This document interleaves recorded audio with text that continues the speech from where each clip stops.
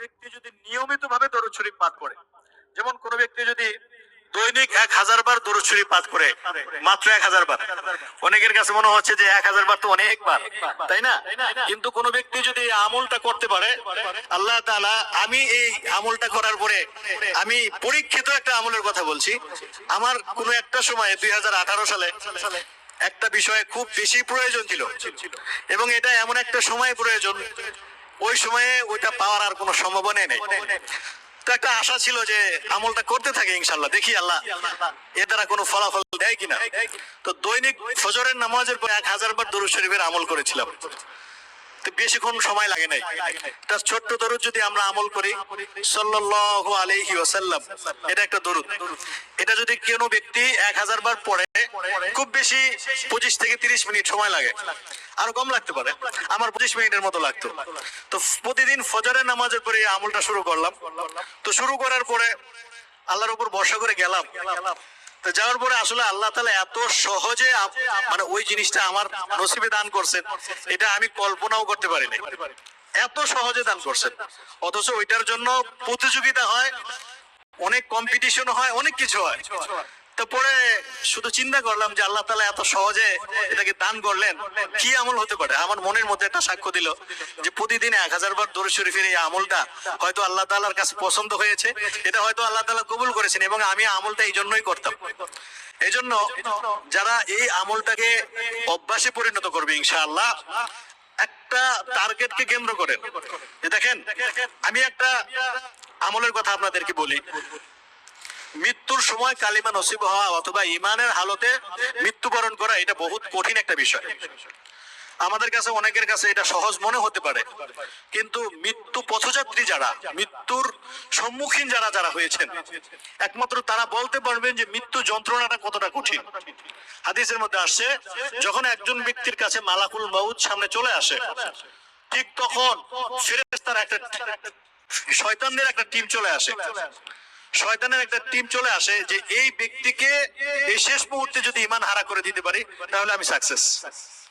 এই জন্য ওই অবস্থায় তাকে বিভিন্ন ভাবে যুক্তি দেয়, বিভিন্ন কথা স্মরণ করিয়ে দেয়, যে তুমি এটা বলো বা তুমি এটা বিশ্বাস করো যে আল্লাহ বলতে কিছু নাই। অর্থাৎ ঈমান হারা করার জন্য শয়তানের যত অপকৌশল, অপচেষ্টা, সমস্ত কিছুই সে প্রয়োগ করে দেয়। তো এক তো হচ্ছে মৃত্যুর যন্ত্রণা, আরেকটা হচ্ছে শয়তানের ওয়াসওয়াসা। এই দুইটার মাঝখানে একজন মুমিনের ঈমান ধরে রাখাটা খুব কঠিন। তো কোন ব্যক্তি যদি এই আমলকে কেন্দ্র করে যে আল্লাহ আমি দৈনিক 1000 বার দরুদ শরীফের আমল করব, এই নিয়তে যে আল্লাহ তুমি মৃত্যুর সময় আমাকে ঈমানের হালতে মৃত্যু দিও, যদি এই নিয়তে কোনো ব্যক্তি 1000 বার দৈনিক এই দরুদ শরীফের আমলটা করতে পারে, আমি আশাবাদী ইনশাআল্লাহ আল্লাহ তাআলা আমাদের প্রত্যেকের নসিবে ঈমান অবস্থায় মৃত্যু দিবেন।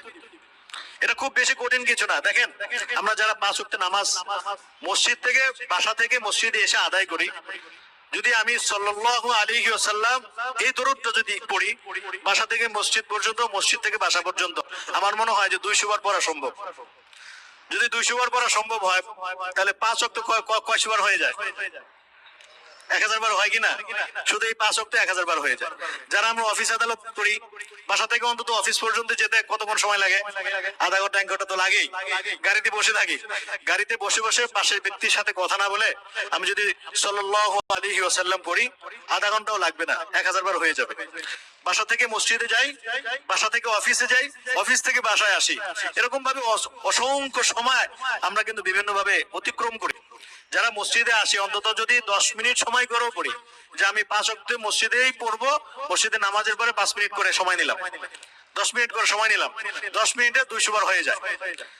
জোহরে 200 বার পড়লেন, ফজরে 200 বার, জোহরে 200 বার, আসরে 200 বার, মাগরিবে 200 বার, এশায় 200 বার, 1000 বার হয়ে যায় ইনশাআল্লাহ।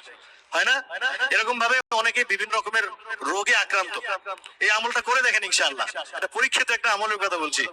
অনেকে বিভিন্ন রকমের সমস্যায় জর্জরিত, এই আমলটাকে কেন্দ্র করেন যে আল্লাহ আমাকে এই সমস্যা থেকে তুমি মুক্তি দান করো, আমি প্রতিদিন 1000 বার করে দরুদ শরীফের আমল করব। আমলটা করে দেখেন, যদি না হয় তারপর আমার বলবেন যে হুজুর আপনি একটা আমলের কথা বলছেন, এটার কোনো ফল পাইনি। অনেক বুজুর্গানে দিন এই আমলটা করেছেন, দৈনিক 100 বার দুরূদ শরীফের আমল করার পরে আল্লাহ তাআলা তাদেরকে বিভিন্ন রকমের জটিল ও কঠিন সমস্যা থেকে আল্লাহ তাআলা পরিত্রাণ দান করেছেন, বিভিন্ন রকমের নিয়ামত হাসিল করিয়েছেন। এজন্য আমরা এই মাসকে কেন্দ্র করে ইনশাআল্লাহ এই আমলটা শুরু করব। আল্লাহ তাআলা আমাদের সকলকে তৌফিক দান করুক।